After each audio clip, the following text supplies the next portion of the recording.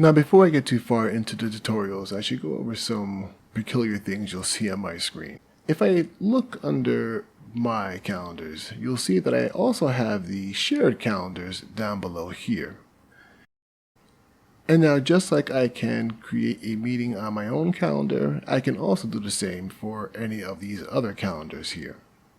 So in my case, my calendars are also shared calendars. Now, you'll only have shared calendars with these names in them. You won't have those names down below here.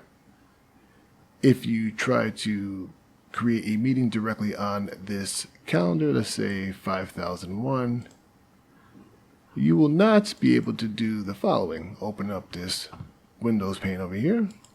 You'll get something that'll look more like this.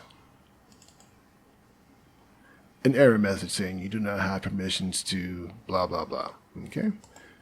So, to be clear, the reason why I have shared calendars up here and those same shared calendars down below is because I control those calendars. You, again, will only have shared calendars up here and all the other calendars that you can actually make modifications to and create meetings down below over here.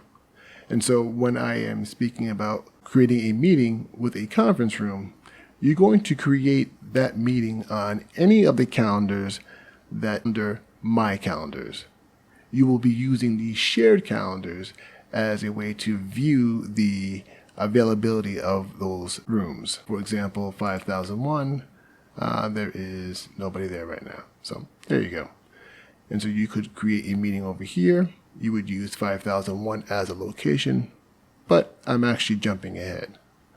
What I want you to take away from this is the following. Your list of shared calendars should look similar to mine with all of these names if you imported all of them.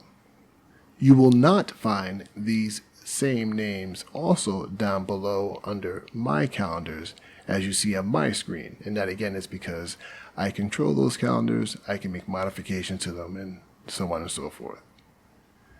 You will have your default calendar and anyone else's calendar that you do have permissions to make meetings and modifications to down here. And it will be those calendars that you'll be linking these shared calendars to.